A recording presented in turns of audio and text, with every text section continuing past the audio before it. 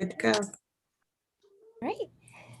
Hello, everyone, and welcome to the Committee for Parks and Playground Friday, June 18th meeting. I will start with the roll call. Committee members, Samantha Turner for the 3rd Ward, Anita Davis, Vice Chair for the 6th Ward, Lauren McNally, member from the 5th Ward. We have Councilman Jimmy Hughes from the 2nd Ward.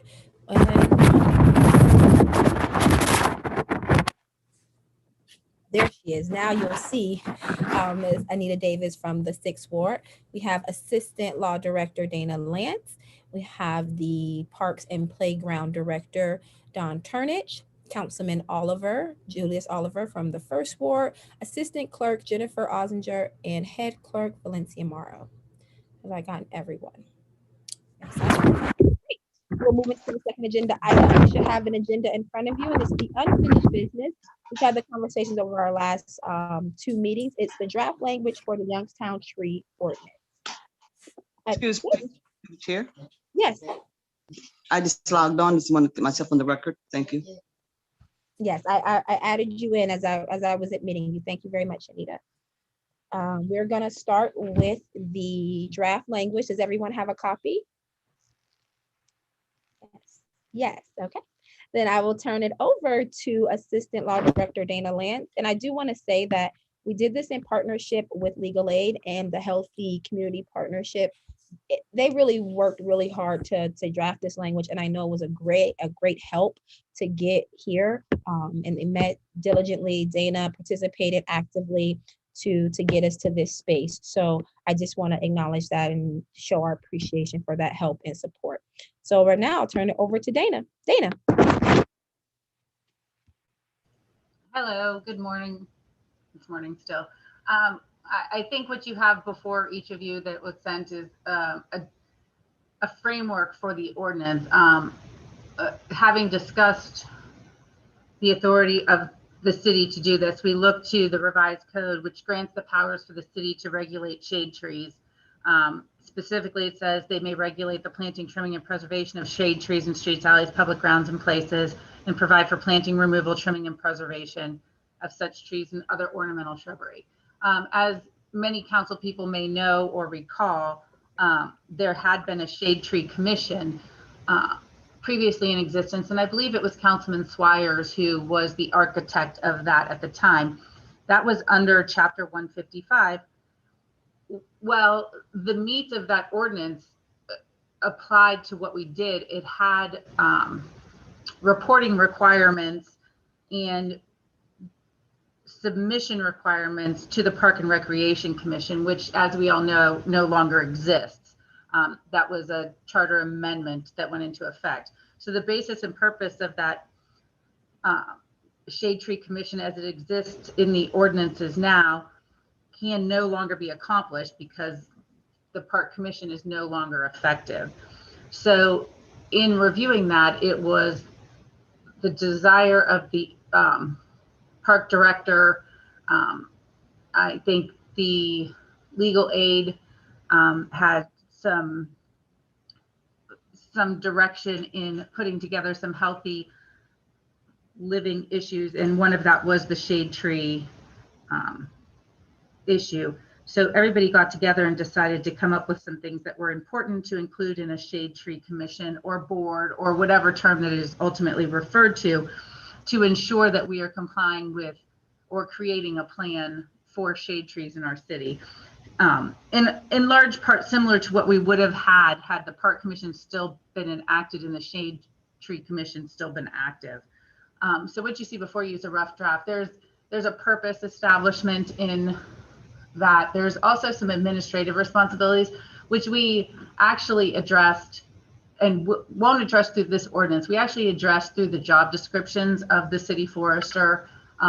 It would not be part of this ordinance as it's not part of the shade tree. It's just requiring his qualifications to be able to accomplish what the shade tree board, as it's referred to in this ordinance, wants to accomplish.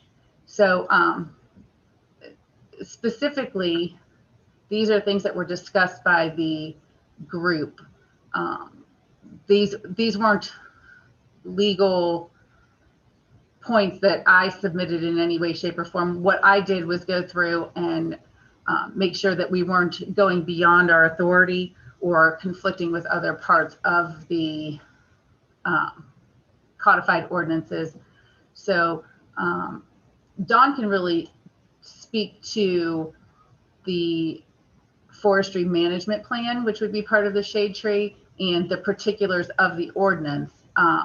We did also look, a big part of this was responsibility of the owners. And there, I still think there's a few things that I have to ferret out as it relates to who has authority. Right now, the way our charter is written, the way the park falls under the Deputy Director of Public Works, as a practical matter in the ordinance, he would be the authority to order the trimming or removal of trees, or his designee. We did not name his designee in this, and I wanted to keep it generic because I think that is not something that he will have the time or the wherewithal to every day have some input. So he can designate the park director or others. So you'll see places where it refers to the Deputy Director of Public Works, and those were the type of things that the law department was involved in, so that we had the proper chain in there, but we did include designee language. So with that being said, we will be looking at other parts, and we have started to look at other parts of our codified ordinances to make sure, because there are things that deal with trees in Chapter 7, Chapter 9, Chapter 155. So we want to make sure that we're consistent throughout. So we're doing basically a whole audit as it relates to trees to make sure everything is consistent. But this is the meat of what we're looking at in this ordinance. So I would then turn it over to Dawn to discuss the important tree management issues that she wanted to make sure were in this. Thank you. Good, Chair. Okay.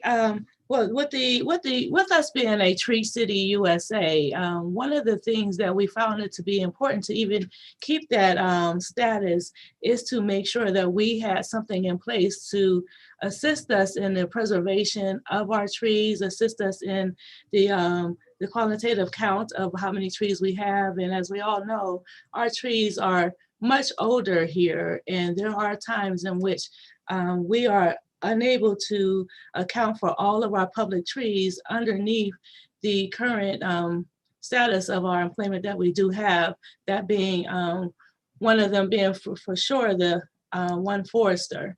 So with the having a shade tree ordinance and being a large recommendation of a Tree City USA, one of the things that would definitely work for us if we had in place something to assist us in that process.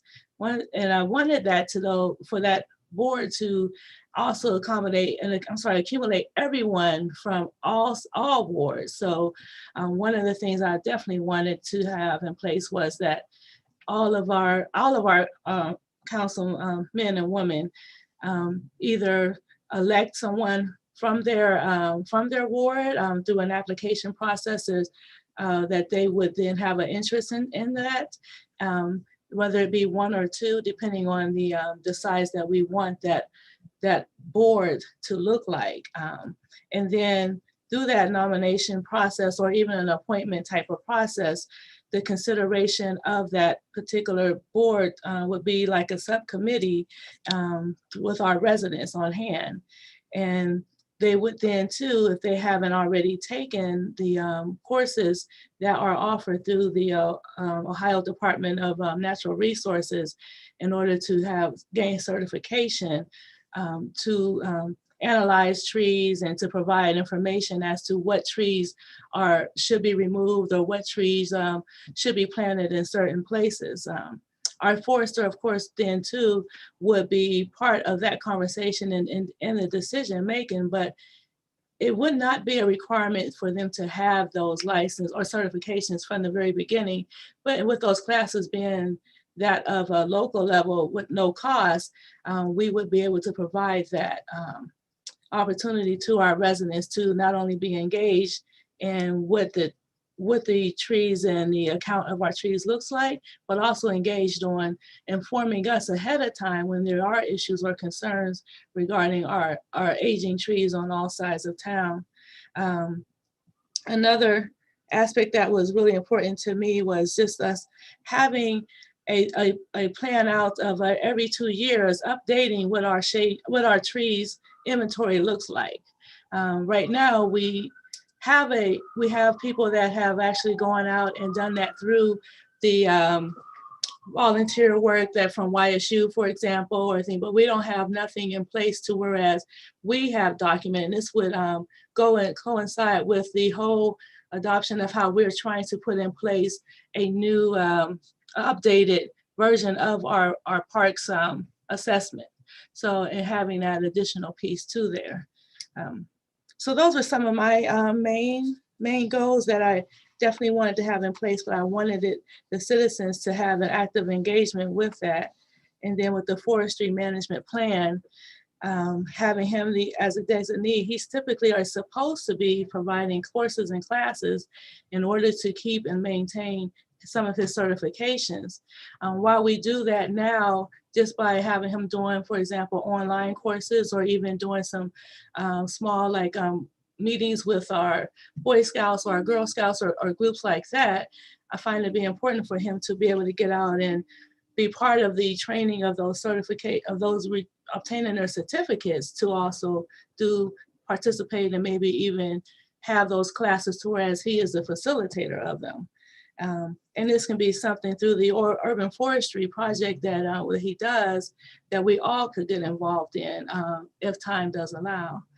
And coming up with how long that individuals would serve on that board is something too that we could discuss and put in place. Whether we had recommended a 2-year term, but all of this thing would be subject to change upon us reviewing the board and what it stands for prior to us presenting it for official approval.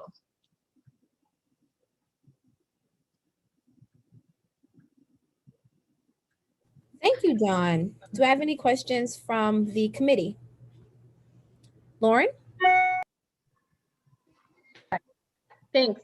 A couple questions for you guys. I really appreciate you guys thinking about equitable representation for council for the 7 board members, but I'm a little concerned with the fact that there's really only 2 people from the city represented on the board. It looks like 1 from council and 1 in the forester. Wondering if maybe we think about balancing that a little bit more and maybe dropping the city council's or the residents members down to 4 and putting a couple more, 1 from each side of town maybe, and putting a couple more representatives from the administration on there.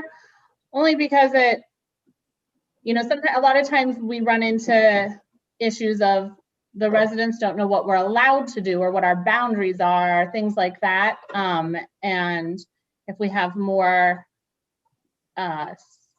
representation from the administration, might be able to just work through those quicker and have more people from the administration in on what they're doing on a more regular basis because they're part of that conversation. So I don't know what conversations happened to get to that other than, what you mentioned here, just trying to give council fair representation on there. I guess I'm saying as a council member, I'd be comfortable going down to 4 and maybe getting a couple more people from the administration on there, whatever that looked like. And then my other question, I guess, is, and maybe this is down the road, but just like funding this whole concept. The maintenance plan is there. Did you guys talk about that at all? Or have we not gotten to that point of what it looks like to fund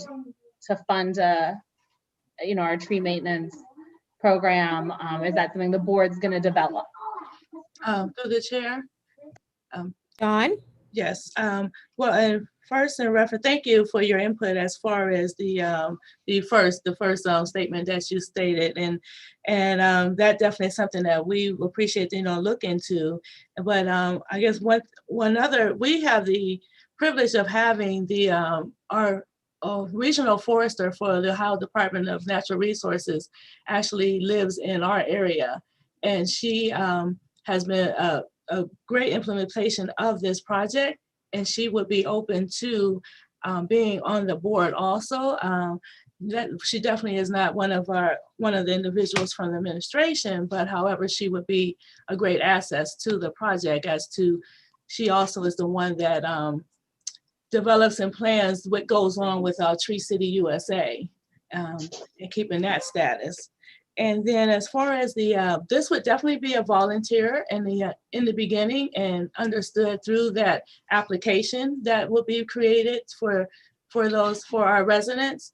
And from there, once we do establish a growth period, we then could apply for grant funding per se, even through Tree City USA.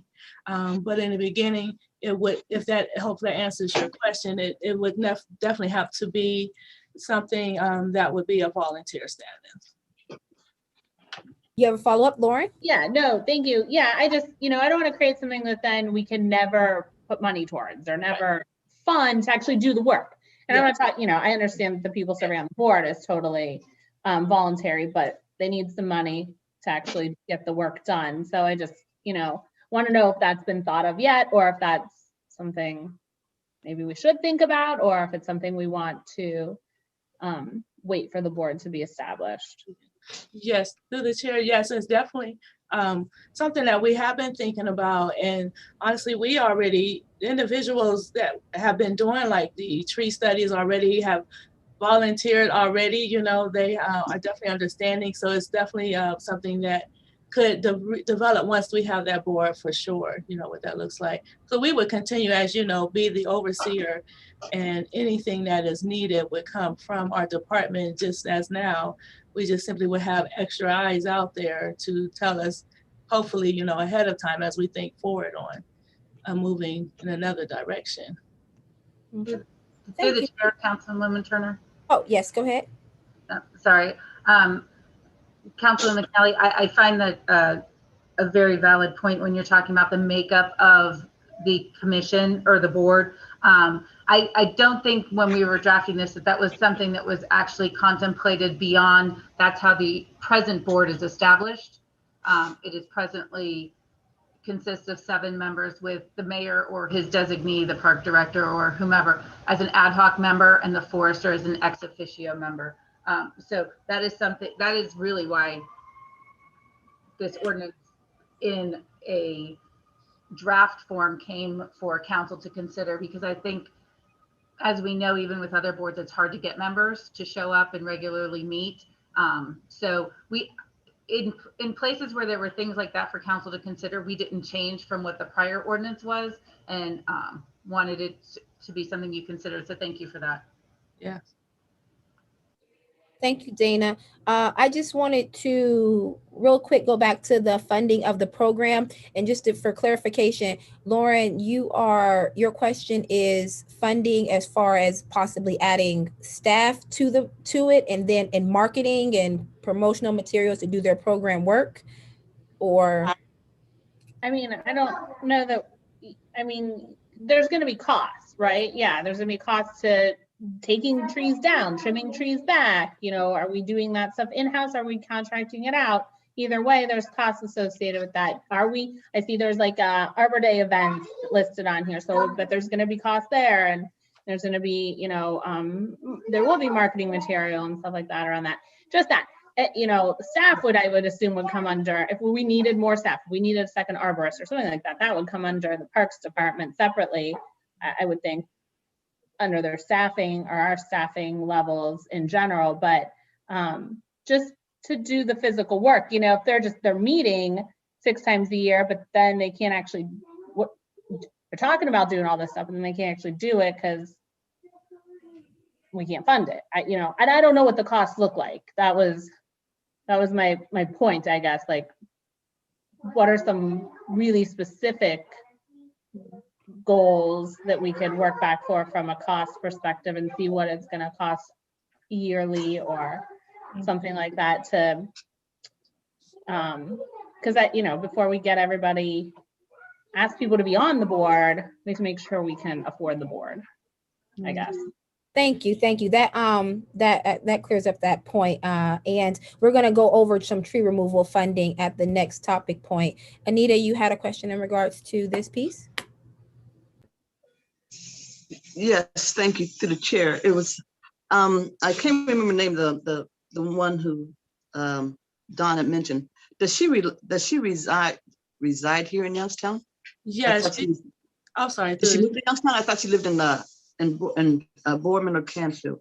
No, she actually is a neighbor of mine. She Okay. actually resides in Youngstown and employed still with the Ohio Department of Natural Resources.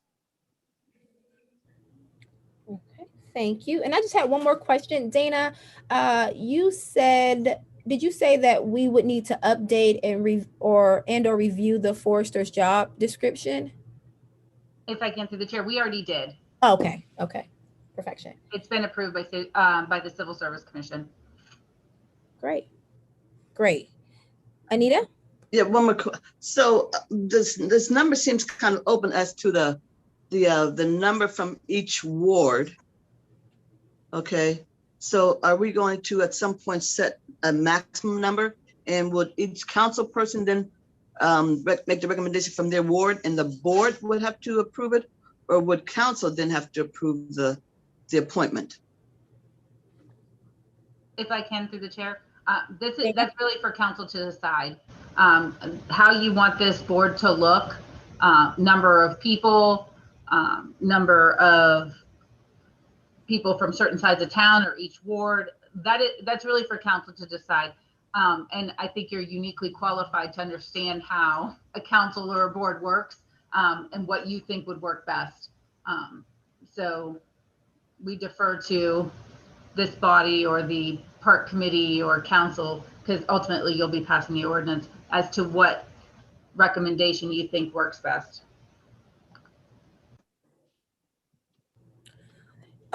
Thank you, Dana. Dawn? Oh, I'm sorry. Anita had a direct follow-up. One moment.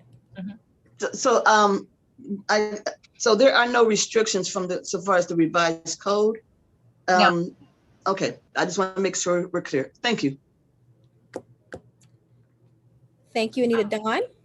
Through the chair, if I may, just a quick follow-up in reference, because Councilman McLaurin brought up a good point when he talked about some of the services in reference to the Arbor Day events and all that. Those are things that we already are doing through the Parks Department in order to sustain our Tree City USA status. That is the requirement. So for example, the last Arbor Day event we had was over in the Brownlee Woods area. And we did a Arbor Day cleanup and the forester was there, and we were able to, submit pictures for that. And we actually have to include that any events in order to have those statuses. So those events are currently active, and our volunteers typically, or our homeowners association or block watch groups join in on that. Thank you. Thank you, Dawn. Councilman Hughes? Yes, I wonder if we looked at this term of office as instead of shorten people out in the beginning, the term length, instead of extending it and kind of getting on the end, let everybody gets whatever term we put in, 3 years, at least 3 years, and maybe start off somebody getting more. I don't know if you crunched the numbers on that and see if that was feasible instead of the process, or if this is the only way that you can stagger the terms by starting out. If you're going to get 3 years, but two is going to get just 1 year, and then cut it down to build up to the 3 years. So you have the stagger. Did we look at that in the reverse? So everybody get at least 3 years, and somebody might get 4, or even 5 years on the board or something in that light. I'm just thinking that it's a fair deal more so for the first people to get, especially if they're very active but we cutting them short by having a very short term on the board when everyone else is going to have more as a member. Do we look at that at all? And is that feasible by crunching the numbers and giving everybody at least 3 years and some even more in order to do the staggered? That's what. Dawn? Yes, to the chair, that would, we will be definitely open. We wanted to just present in this open document, like some of the things that we talked about, but whatever at your purview that the city council decides what this board looks like, we are definitely open to that. It is, good idea also. Any questions, Councilman Oliver? Okay. Not at this time. Thank you. And I would like to say for the record, Kevin Tarpley has joined us here in the meeting. Hello, Mr. Tarpley. So Dawn, with this piece of legislation, and committee, please help me to make sure that I have all the points that we would like to see some movement and changes on and adopt. Are you ready, Dawn? Okay. So one is add more administrative representation on the board. A suggestion was 4 city residents, maybe one from each side of town. It can be a mixture if adding more administrative staff so that we always know what we can do.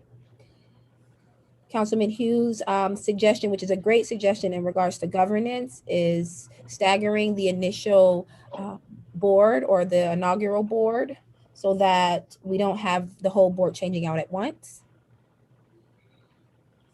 The next is funding the program itself. We would like to look at, and I think we're going to talk more about tree removal funding, but in order for us to move forward, I think we want to see what this looks like. So I know that you said we do Arbor Day events and we do other tree related events in order to maintain our Tree City USA certification. So if we could break those expenses out so we know what it's currently costing us in addition to the cost of our current forester, that would begin to help us formulate what this budget would look like specifically for the tree related, for the tree board.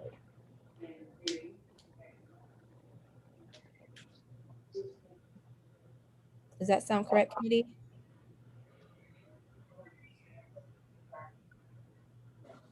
Yes. Did that sound correct? The request, am I muted? You can't hear me? I could hear you. Samantha, could you repeat that? Yes. Did that sound correct? Those were the asks from our conversation. Yeah, I think it's pretty close. Okay. Yeah. Okay. I'm winking in and out. Thank you. If we have no more questions in regards to the tree board, we will move on to number 3 in new business. So the tree removal funding. Conservation, next. Kevin, are you speaking on, or you're? No, I am. I'm through the chair. Kevin, you have to mute your. Sorry about that. Okay. Thank you. Mm-hmm. So for the tree removal funding, it was my understanding from speaking with Councilman Turner that you were looking for, and initially, how much we have spent in our tree removal outside of the tree removal that we do internally. Is that correct? Yes. Okay. All righty. So we, as of today, our tree removal funding has been $6,750 outsourced tree removal, and most of the time that is because we have a small bucket, and some of our trees are larger, and we do not have the type of bucket that to access that. Yes, we do borrow when we can from other departments, the larger bucket, but there are times to whereas it is not available. And there are times to whereas if our forester is either out on vacation or whatever the case may be, and an emergency is needed, then we would have to then outsource that. And there are times too that our bucket does not reach because of different situations such as wiring, and wiring meaning as long as it's not live wiring, we could sometimes do it ourselves if it was depending on the height or the status of the tree. So to this date we've had, it was that number indicated there. Do you have the number for how much we spent last year? Yes.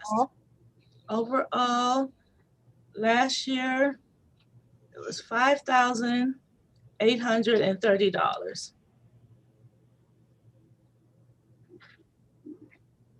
In 2020. Oh. Anita and then Lauren.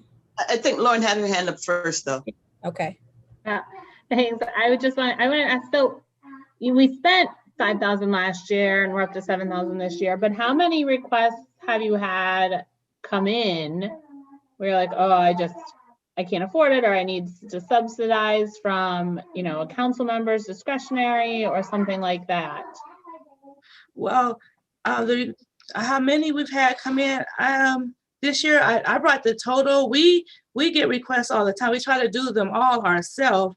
And one of the things that sometimes when it has been a concern issue, the discretionary, speaking with council, is because the tree removal, if it is large and then we have to do it, it all comes out of the exact same budget of our operating services.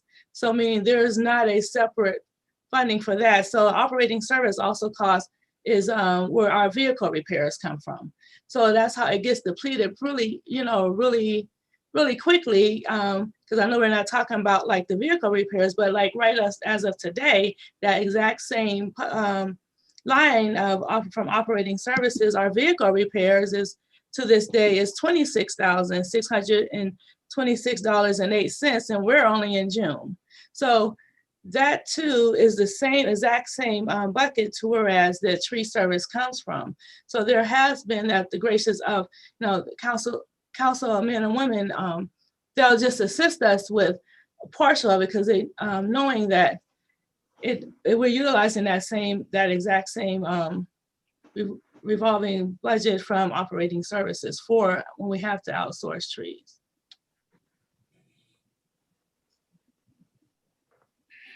Thank you. Anita? Yes, thank you. So through the chair, Dawn, the trees on the Devil Strip are city property? Well, and I'm glad Dana is here. Maybe she can help me out with that too. We do consider that, but it is based on what my understanding, what the current administration, the current mayor has in place. So we do that almost as a, for lack of a better term, as a courtesy. So, and because it's been going on for many years, we continue to do that.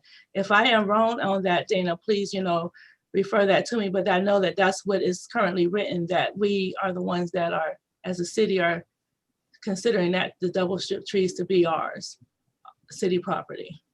Dana, do you have anything to offer to that point? No, basically, we have a right of way in the Devil Strip if we're referring to between the sidewalk and the road. Yes. The Devil Strip.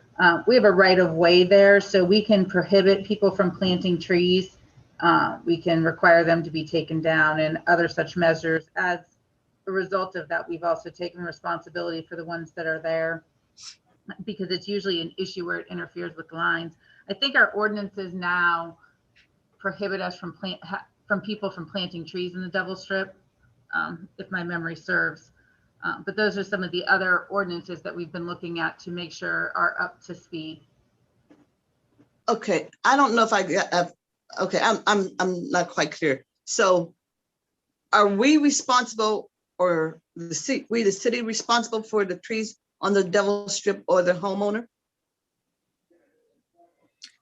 Yes, the way it is written through the chair, I'm sorry, the way it is written now, yes, we are the ones taking responsibility for those trees, yes. Okay, but so when we go, we have a tree that has to come down because it's a hazard and a liability for the city. Mhm. Why are we not going back to see if we have general funds available, general fund money available, rather than come to the individual council person to supplement it? Through the chair, I Yes. personally don't come to the individual council person at all, but I do ask, but I'm always clear and open, and sometimes it has just been an offer.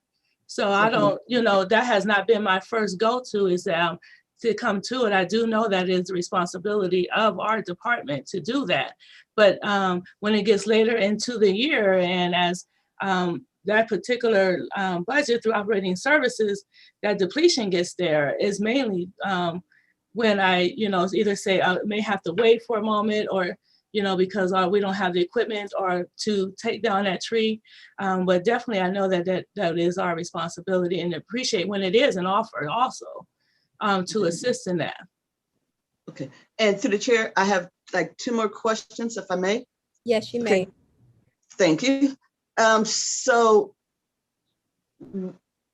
if we wanted, as we as council, as an individual council person, requested that a tree be taken down that's on the Devil Strip, even though that tree is alive, but it is raising the sidewalks and things.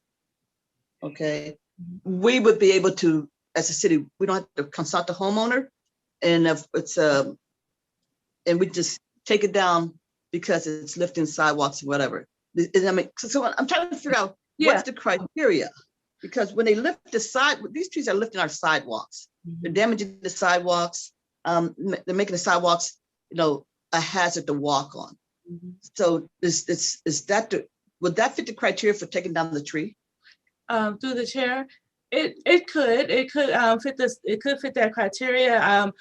Our forester, he would come out, and if there is a way that we could save the tree per se, and where the root is, from his understanding, and he's not here to explain like the actual professionalism of it, we would do our best to do that and still fix the sidewalk piece of it if some of the tree could be saved. And that would definitely help us on our end too. We had that happen on Fifth Avenue, for example, to whereas the entire tree was not taken down. And then we also too were able to fix the sidewalk and do that internally as well without having to outsource it.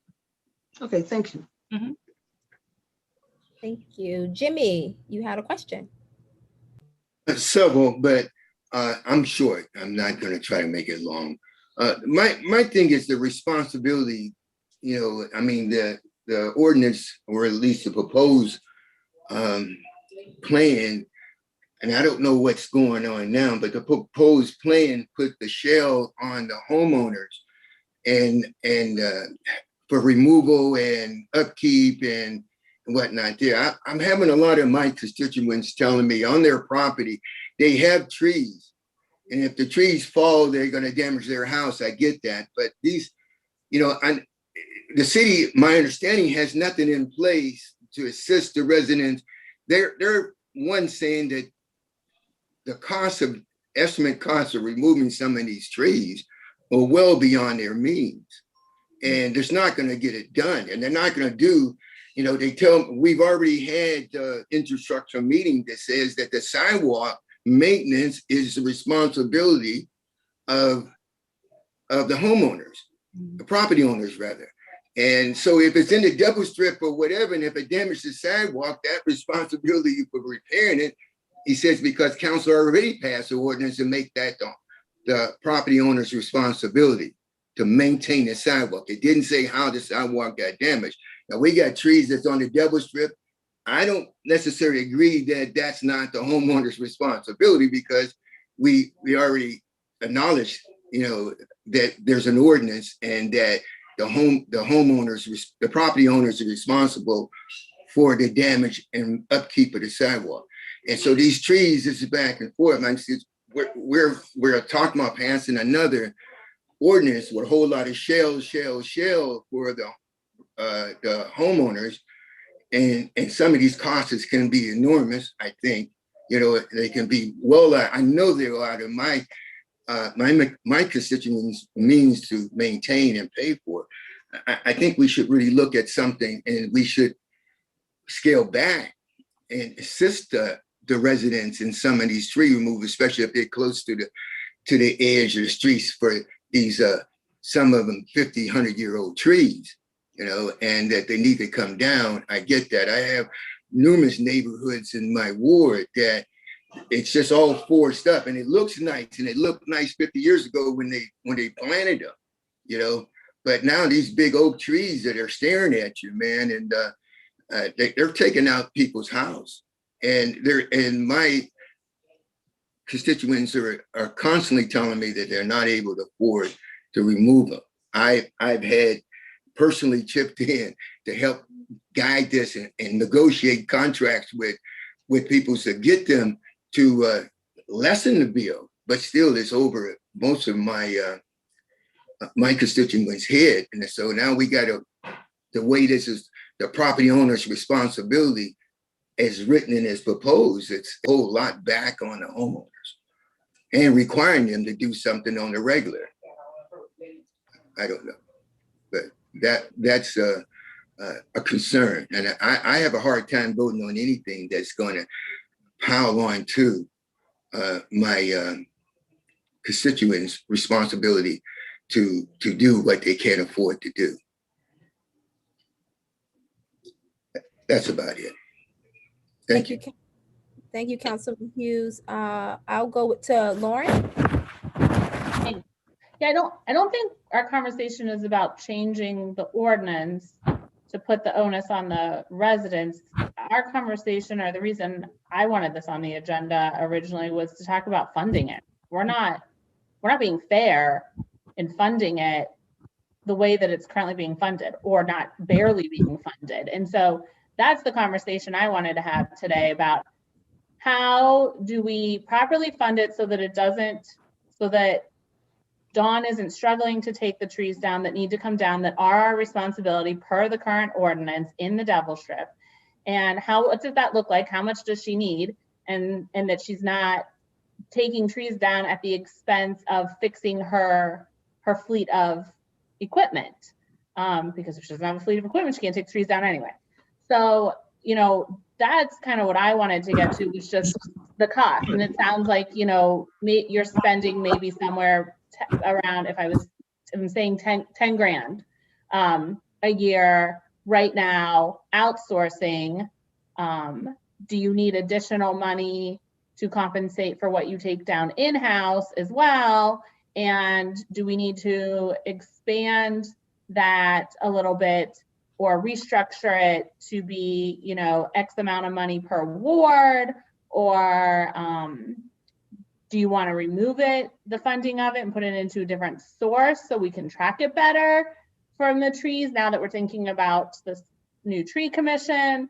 You know, sort of the way we had talked years ago under the previous park commission, he had mentioned at one point thinking about it in the way we think about street paving, and how that's in a separate fund, and we can track it, and it's done per ward, and something that looks like that. Perhaps maybe it's 10 grand a ward.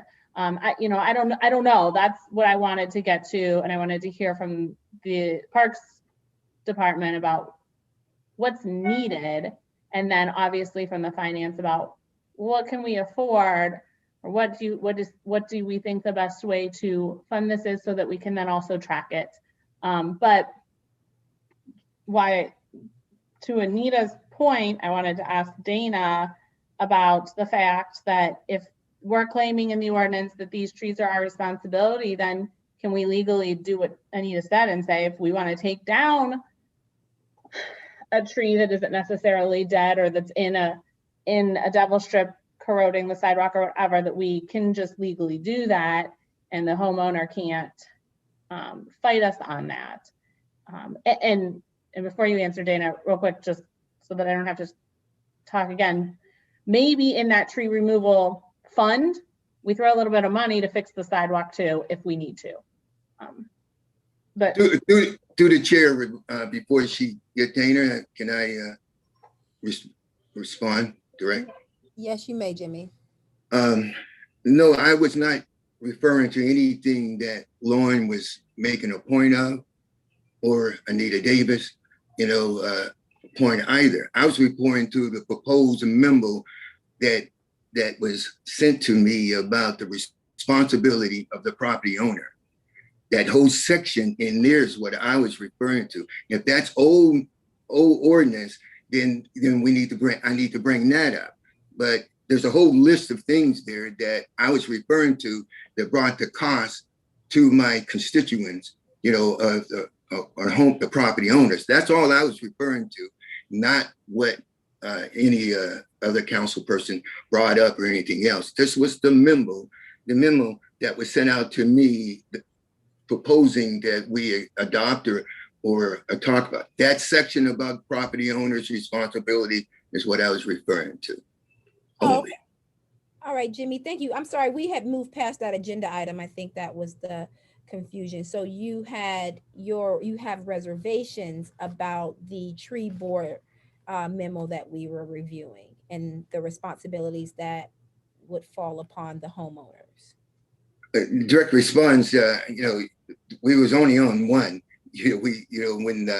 When I brought it up and when you called upon me, you brought up the memo, the ordinance that we were talking about. There was my understanding.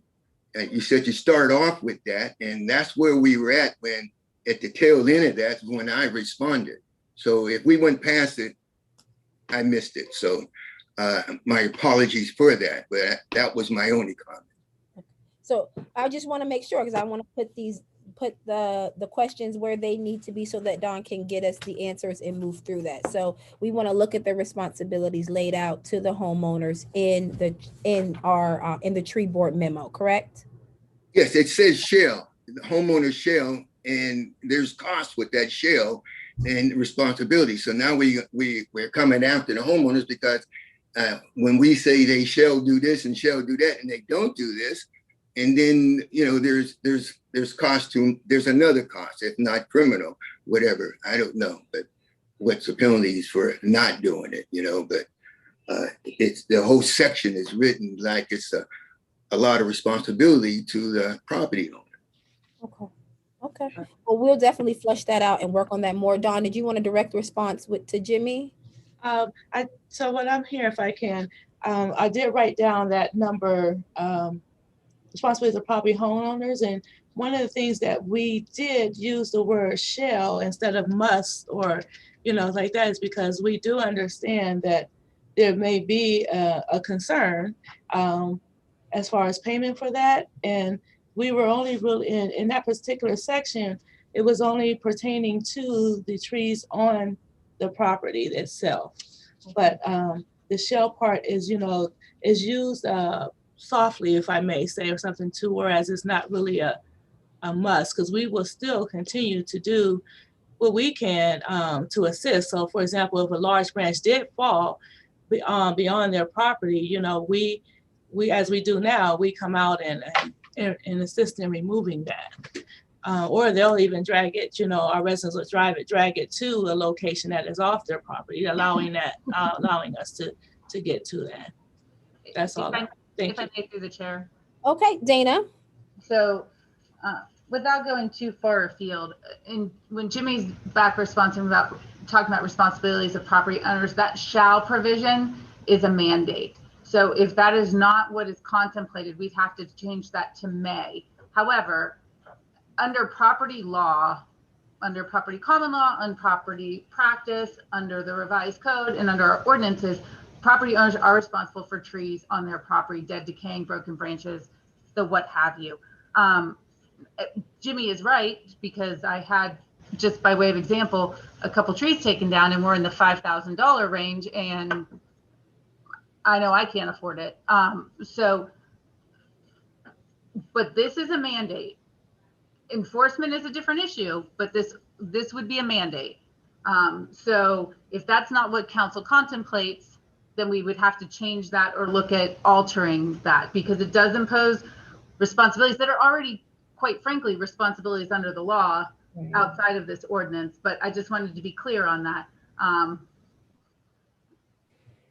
There are certain things that are not their responsibilities, like near the power lines and those type of things, because the electric company does that. If a tree falls and it blocks the roadway, I can tell you that either the electric company or the city will then the electric company will remove it from the roadway and leave it on the adjoining property owner's property. So there's costs associated with that too. We're not talking about minor expenses here. So I think it is something that probably needs ferreted out then, as council is genuinely concerned. And I only say this as way of an example. I had a tree that fell from my property across the street onto the neighbor's property, and it took out power lines. Thank God, not their house. But I paid for the cleanup of that because I felt responsible to get the cleanup off of the neighbor's property after the street department cut that up. And it was almost $3,000 to clean up a tree that had already fallen. So we're talking about real dollars and cents here. So I think I want to be perfectly clear that this would require the property owners to do what's on their property. But under the law, under liability law in the state of Ohio and pretty much every state, if my tree falls on my neighbor's property, wherever it lands, that's whose responsibility it is. And it's only a personal obligation if a property owner whose tree fell to repair that. But that's why we, in talking about this park, there was a huge discussion about education, because property owners need to understand what insurance they need to have and what that will cover as it relates to this. So I just wanted to make that clear that I hear concerns, which is why this is at committee and not on the council floor as an ordinance to be passed, because these are the decisions council makes. That being said, we cannot alleviate responsibility at law for something that happens or change what at law is people's property responsibilities when it pertains to a tree that like falls and hits a neighbor's house or any of those type of things. Thank you, Dana. So I'm going to add to that earlier note, Don, in regards to the tree board, is we also would like to look at the implications of the word shall versus may for our homeowners as well. Okay. To the chair, if I can, I was thinking more of insisting the homeowners with some of that responsibility, if that's possible from the city's point of view. I don't know. We allow homeowners to take property from vacant lots next to them that has trees and whatnot on them, and they inherit problems that, but they do us a favor by taking property and maintaining it. But when they can't afford these things back and forth, we just turn our backs, or we're ignoring the fact, and we just sticking to perhaps what the law is. I mean, there's a lot of circumstances that the homeowner is involved with these, and especially my seniors. It's just it don't add up to us just passing it along and changing wordage. I just want us to be more active and insisting, and not, yes, I don't want us to require them to do something. And as Dana says, it may not be in our hands to do a change, but whose responsibility is for things. But it's not out of our abilities to have the park and our foresters look and say, we can help maintain that, we can help do this, and we can remove these things when they do come down and lessen the burdens for the constituents. That's what I'm saying. That's all I'm saying, because they absolutely, I have homeowners that very proud to have the property. They reach that age and that meant, and they're not working, they get fixed income, they can't do this. And insurances, really, they already redlined my zone, my ward, we pay more than anybody. And add miscellaneous on there is even more so, but I get that. Okay. Thank you. So, and also let me go to the second point that we made. That's the third point. But the second point, when we said we want to look at how we fund this, I deduce, and Jimmy, you can just nod yes or no, that we might want to look into a line item that shows community assistance and how we, if there are monetary funds that we can put towards that, and we can look at that overall, and as a council decide if we're able to put some funding toward community assistance, staff, marketing, etc. Okay. Right before Anita, let me have Councilman Oliver. Thank you, through the chair. I was just going to say I'm in total agreement with Councilman Hughes. That's all. Thank you, Councilman Oliver. And Councilwoman Davis. Yes, through the chair. I'm in agreement with that, with Jimmy to a point, but I also recognize that we couldn't take care of everyone, whether they be seniors or not. You know, I think we've all in the past given money to help individuals who need to have a tree taken down, but because of their age and so forth, they couldn't afford the whole thing. So we've all kind of reached into our pockets and assisted them. But I think if we do create a program to assist homeowners, I think, and taking down a tree, I think we should set a fixed dollar amount and then figure out how you're going to who you're going to pick and choose. Because understand that when we do these things, we are now picking and choosing how much we're going to give, rather than having a set formula. Because if it's age, is it anyone over the age of 60, anyone over the age of 65, over the age of 70? Is it income driven? And how much is the max? You know, one person's tree may cost, like my tree costs $1,800 to take down. Another tree may only cost $600. Are we going to foot the whole bill for the $1,800 tree? And then that takes up any other funds for the $600 tree. I think we need to just be aware that when we set up these things, that we needed to also set up very set objective criteria if we're going to set up a program to assist our homeowners, because Youngstown's trees are all dinosaurs. No, and they need to be taken down. I mean, I want to clear off Fernley because the trees are falling apart. Okay. I think we could do something, but we just have to be careful that we don't break the bank, and also that we make sure that we do it fairly and objectively, and not because they're my favorite little 88-year-old neighbor, like who's a charmer. Thank you. Thank you, Councilwoman Davis. Just to come back to the tree removal funding, the question, Dana, do you recall the questions that Lauren asked? About responsibility? Yes. Is that, It was, I'm sorry, it was about, do we have the right then to just take the trees down without a fight from the homeowner if we deem it? You know, like Anita just said, she has a whole street, you know, that she wants to, she could clean up. Can we just go in and do that? Or are we gonna have fight from the homeowner? I anticipate that it depends on who and where and what, that we will have fights regardless of whether or not it's within our purview. There will be times when something may pose a nuisance that we can take down, but there will be times where if we were just trying to take them all out of the devil strip and they were fine, we would run into problems. So I think that if trees, quite frankly, were an easy problem to solve, it would have been solved, and it never has been. It's always been really expensive. It's always been very controversial. Like I can attest in my neighborhood that it's a whole neighborhood of tree huggers. And so we'd run into some real problems. And that's the truth. I also live in a neighborhood where my house is 100 years old, and we have a lot of really old trees. And there are some that I would like to see down and some that I would be mad if they took down. So speaking from just anecdotal evidence, I think that we could anticipate a fight on some level. So it's something that we really have to suss out how we want to look at doing that. And I think really that's what the point of the management plan would be. It would identify a lot of those issues. So I think once we see that plan, it probably clears up a lot of this.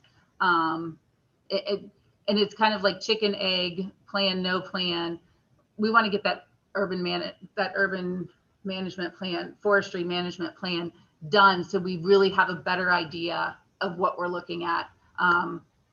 That's at least my impression from the meetings that I observed. That would give us a real good picture of what our exposure may be, what our plan is, and how we can work with neighbors to accomplish it. So I don't know that that answers your question, Councilwoman McNally, because I think it's so multifaceted in the things that we're going to look at. But I anticipate challenges either way. We always have fights over trees. Since the day I've been here, there's been a fight over a tree. So we will suffer challenges. We will win some and lose some, I am sure.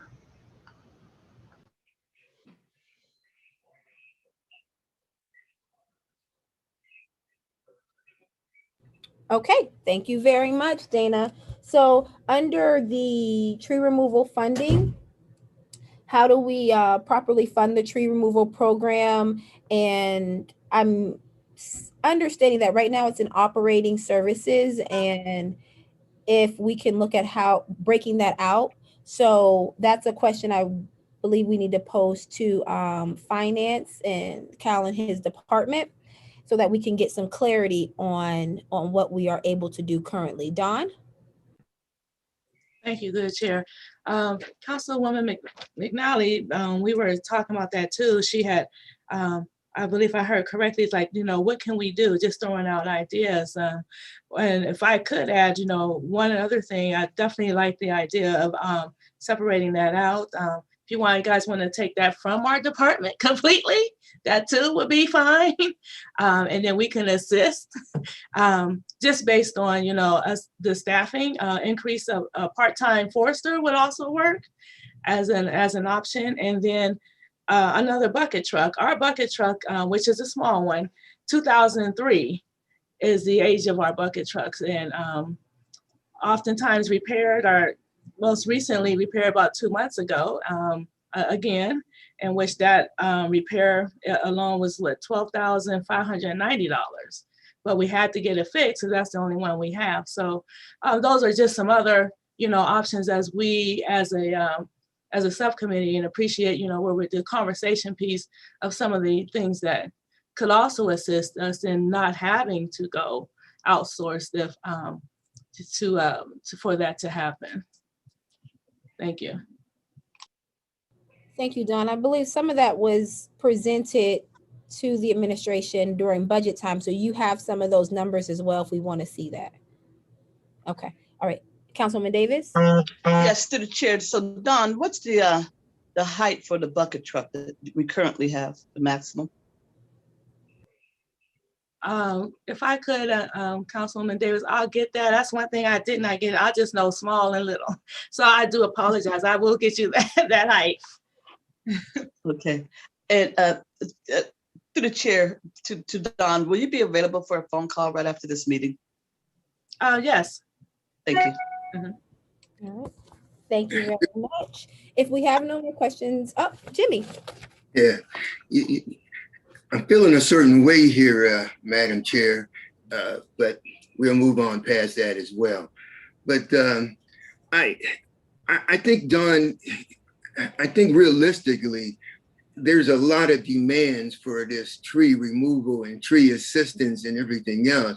And personally, I'm not saying that you are underestimating your request or what needs to be getting the work that really could solve a lot of our problems, if it's your department. And it could very well be that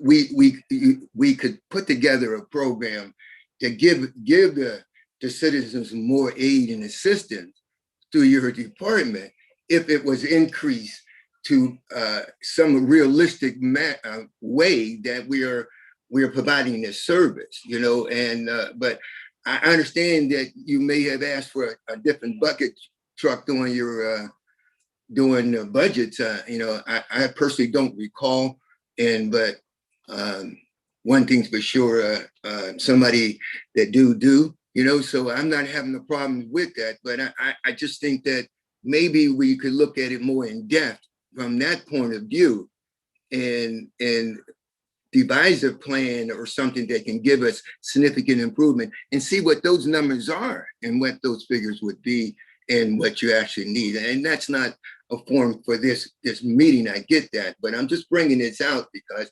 that's the only way we would get it, is through you. Thank you. Thank you, Councilman Hughes. I will add to the point that we'll send over to Cal for clarification with how do we properly fund the tree program. I already had sidewalks, repairs for some sidewalks, staffing, equipment. So we definitely want to see what that looks like. And because she did prepare that, he'll have a baseline of where to start. And I would also venture to say, get him a list of the equipment you currently have and the age, because he's been very helpful in trying to get our city departments up to speed on more up-to-date equipment. Thank you. Yes, I will resend that. Okay. Thank you. So now if we have no more questions, we'll move into the park director's update for 2021.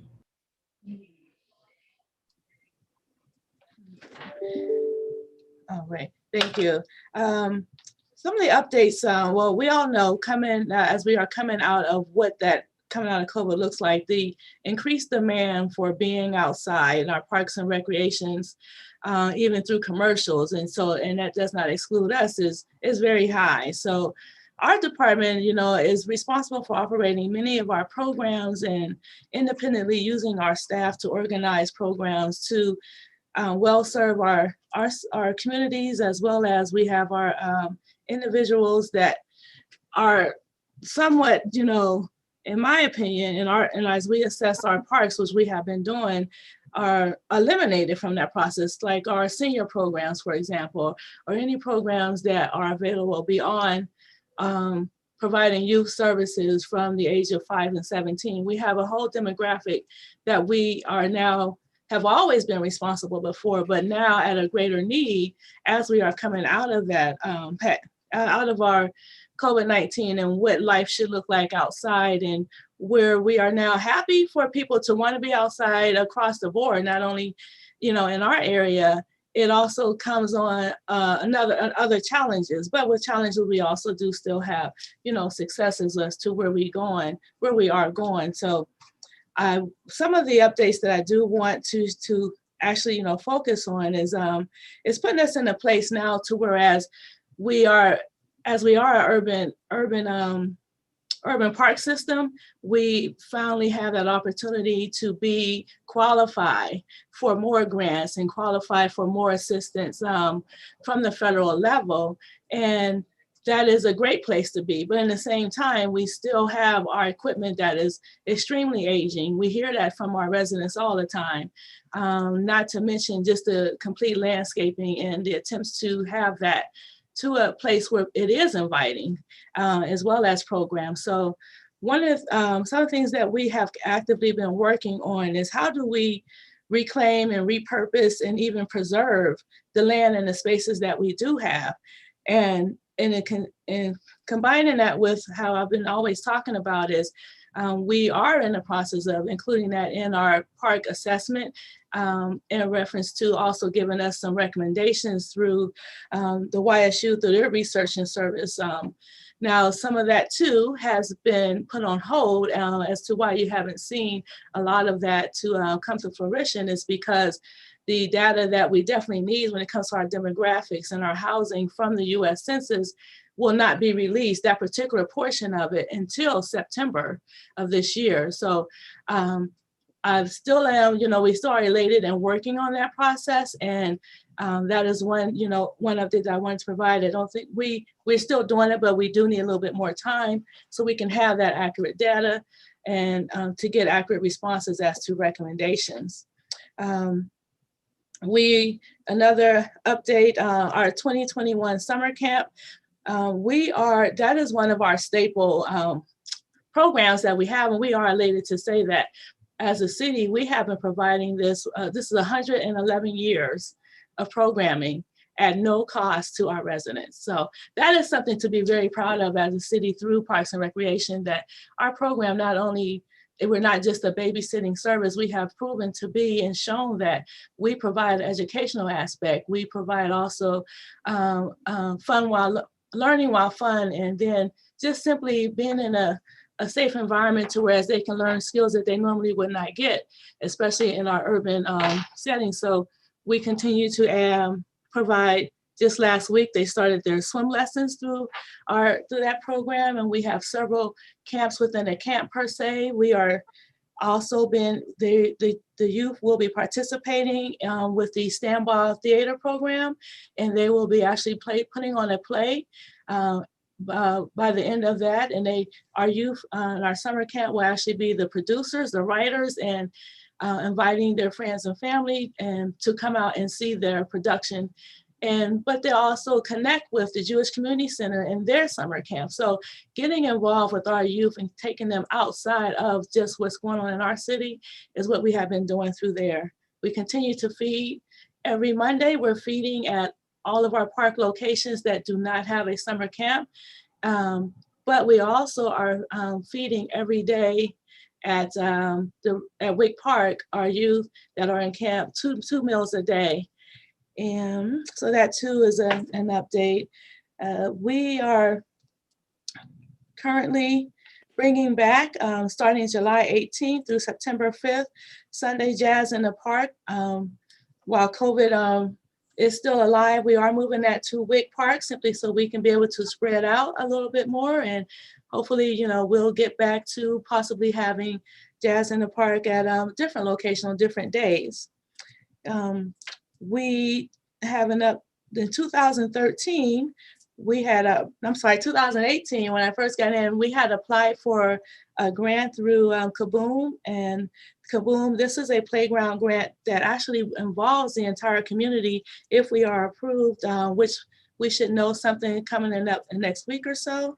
This grant is a planning, preparing, and a playground building of a structure over at Falls Park. And so once that does become about, we will then start re-inviting the community over in that area and see what they would like that to be, what that would look like. It does only cover, not only, but it covers just the particular playground equipment. And we all know that there's other things that needs to be done there. And I think we'll go through, if we have time today, what all the park locations look like. So. But that's very exciting, and we are still waiting to hear back from the Ohio Department of Natural Resources for the upgrades refurbishment grant that for Spring Commons Park when it comes to our deck down there, and that's where a lot of our canoers come out from out there. So and then had opportunity to just reach out and be available for new grant opportunities is something that we are very elated for and continue to strive for through Parks and Rec. We have had several of our cleanup projects, as we all know, that we had to think outside the box. Like, where do we go now that for some reason or not that individuals are not applying for seasonal positions? Our residents are hearing that. When they call us and say, hey, the park looks like this, or why we haven't gotten there, we here at the park, we have a excellent opportunity at that time, since we have our residents here, to say, do you know anyone that's looking for a job, or how can we help you? How can you help us? So we've had several cleanups that have come out of that conversation throughout the city, our city parks, and AmeriCorps this Saturday, actually at Crandall Park. AmeriCorps for our seniors, it's a National Day of Service, which is Saturday, but they came to us and said, how can we help there? So we as a staff, and even myself, will be there for that this Saturday from 9 to 11 is the cleanup portion. And then there'll also be resource and identified resource fair from 10 to 1. So we appreciate all of the support that our homeowners and as well as our block watch groups and then our youth are stepping forward and assisting us in our cleanups. And we are definitely redeveloping and making sure that our parks are getting to the shape that we need them to be as we start thinking about the ideas that are coming in through the rescue plan and being involved with those. If you want us to come out and even be involved with your meetings and answering questions, know that we are always here to do that. So those are some of the things that we have going on. Some of our goals when it is to develop Friends of the Park, per se, similar to like we were just talking about the trees. Our Friends of the Park will then assist us in actively being involved with activities that may be going on at our parks or things like that. And that's just one example of a Friends of the Park we could do. And another goal would be we've been planning for a community resource center for our Block Watch groups to come to our summer camp office, which is a space that is now completely empty on one side. And to have that resource centers for across the board, across every ward, if they need to have a meeting or need to make copies or internet services, that's what our goal is. Our goal is to connect the community with our recreation, with the services through the city, through Parks and Rec. So we are continue to plan for that. It's a smaller space. That's why we haven't opened up the door completely. But as we keep going forward, that space definitely will be open. It's on South Avenue, the old fire station. Of course, our park improvements are something that we will continue to work on a daily basis. And our capital improvements, we will be starting that with the pool. We had put that on hold last year because we could not put something in place. We couldn't get anyone out to give us any assessments as far as our pool improvements when it comes to our bathhouse. But we were awarded the capital improvement through the CBDG dollars, and we will start implementing that and putting that in place too. I think I said, implementation of a all sports recreation league.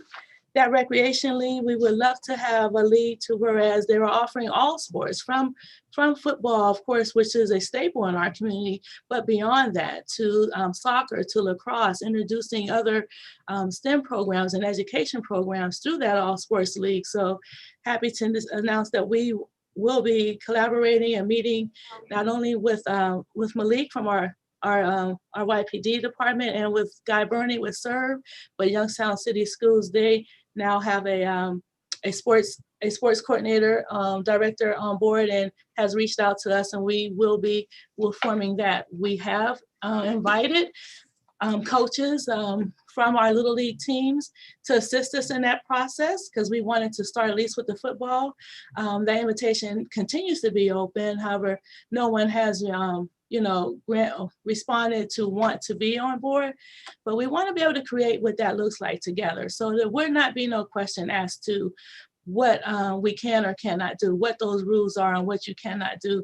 That is what community connection looks like through Parks and Rec. So to get that started, if we can partner with our coordinators with the schools, we'll start there. And then maybe as we continue to grow, those other activities will then join in from those previous coaches. And so that's our goal with the All Sports and Recreation League. That will require other things in place, but for the most part, we just want to get a baseline. I think I may have said a lot. If I did, I do apologize, but if you have any questions, I've left anything else, my door and my phone are always open. Okay. Thank you so much for the thorough update. Do I have any questions from the council? Through the chair. Yes, Anita. Yes, Dawn. Yes. Through the chair, never mind. I'll contact her via phone. Thank you. Okay, thank you very much. In the best interest of time, we're going to go ahead and table the property review for our next meeting. But I do want to go over the summer staffing and maintenance schedule. Can you go over that with us, please? Yes. Our summer staffing, our summer staffing, is limited right now. We don't have as many as we have. So what we do have as far as staffing is concerned, we do have our 18 full-time members. And from that 18 full-time members, we also have only 3 individuals that are now employed seasonal. We have unfortunately had to decline employment to 15 so far who have applied due to not passing the requirements to be on board. So we also are, and when it comes to maintenance, we do our best with what we do have. We have to put in place, vacation time, or, individuals who are not, or call offs or things like that come about. So if we were up to staff for this year, and we had normally would be like 50, we would be able to do a rotation of a complete cleanup and maintenance of all of our location every 7 days. We are now operating of being able to get back around, unfortunately, at this moment, every 9 to 14 days, I should say. So our maintenance of our buildings itself, we do our best to do daily the ones that have the rentals, as well as the ones that are actively used by any programming that we have through collaborations or through a lease agreement or whatever. So the buildings that are not actively in use right now, we at this point have to refocus and maintenance on those at least once a week. And then at our rec center, we close at 4, so we do it on Friday. So we do a deep cleaning of those, of our rec center. And if I'm leaving out any other maintenance, please ask at that time. So you're saying we are down, we normally have 50 additional staffers, and we're at what now, how many? 3 additional. Oh wow. And because we are so low, the properties that we are maintaining they're being maintenance every 9 to 14 days. Yes, when it comes, and when I mean that, maintaining the ones that's most obvious, the grass cutting and the landscaping, those properties. Mm-hmm. To the chair. Yes, Jimmy. The landscaping, that's all done by you guys, like Wick Park, that's the park department does that? Yes, through the chair. Yes, sir. Councilman Hughes, the Parks Department is responsible for all of the land, 42 properties actually, that's not including the Devil Strips or the islands and some other small locations that have like monuments on them. We are responsible for that. We have 4 zero-turn mowers, in which only 3 of them that we are able to operate at this time. And we have what's called a hand crew. And from that hand crew, that's the one we normally would fulfill from our seasonal employment. But so right now we have 6 on our hand crew, but only 3 of those are from a seasonal employment. And through the chair, just one more follow-up. And the golf course is separate from that? Yes, we do. And the same individuals that I'm speaking of are full-timers. Not only they cut and maintain the golf course as well. So they may start off at the golf course and have to then go out and service the parks beyond that, the golf course and the recreation centers. And again, how many you saying is involved in doing all that? Only 14. We have 18 full-timers, but some of them are in the management, and they too will jump in. But to answer your question directly, is the 14 full-time laborers. It's a lot. That's a lot to do. I don't want to wear your shoulders, that's for sure, but it is a lot to do.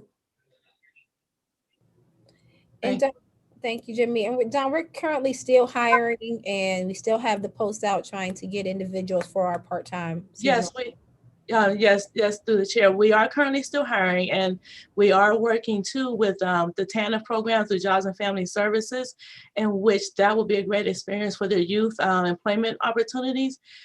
We should have some of their youth coming on board, but again, and all help would be wonderful, and they will be paid through Jobs and Family Service through that, and through the court program that they have in place for educational youth and work experience. However, we can't utilize them on our equipment. So we definitely can utilize them, you know, in many ways that we can. We want to make sure that we do. We will be doing that. And hopefully we'll get 6 of them coming in the next couple of weeks. All right, thank you very much. With that, I'm going to wrap up the meeting. I want to first go over the action items that we have so that we can move forward and begin to put this the tree board in motion. So again, just to reiterate, under the draft legislation for the tree board, we have 3 points that we would like to flesh out and get some more clarity on. The first was the board itself, the board makeup itself. A suggested model was to do a resident from each side of town, and we want to look at staggering the terms and adding more administration to that, to the board. The second was funding, and that's overall funding for the program. We would like to see what this looks like in regards to marketing, if we're adding additional staff, how, and you can add, you know, possibility of seeking grants, but we definitely want to see what this would look like in its own separate line. We also want to see what are the implications for the homeowner, and if we are putting out a mandate, how we can help assist them as well. So that falls into doing the budget for it, but we want to lay out what are the direct implications for the homeowners, what are we asking, and also, I'm sorry, I'm kind of going all over the place with this. What are we asking and how we're going to educate them on the things that we're asking? That's a part of the budget, of course. The last request is, in order to begin to start that, we want to break out what our current expenses are in and around our tree removal and services. The second action item was under new business for the tree removal funding. The main question is to get with Cal to, one, how do we break out the line item from under operating services? And then how do we properly fund the tree removal program? We want to specifically look at staffing, equipment, and then ancillary repairs such as the sidewalks. And of course, ancillary repairs on the sidewalks. So yes, so those are the items under those for finance, and we already said staffing and equipment.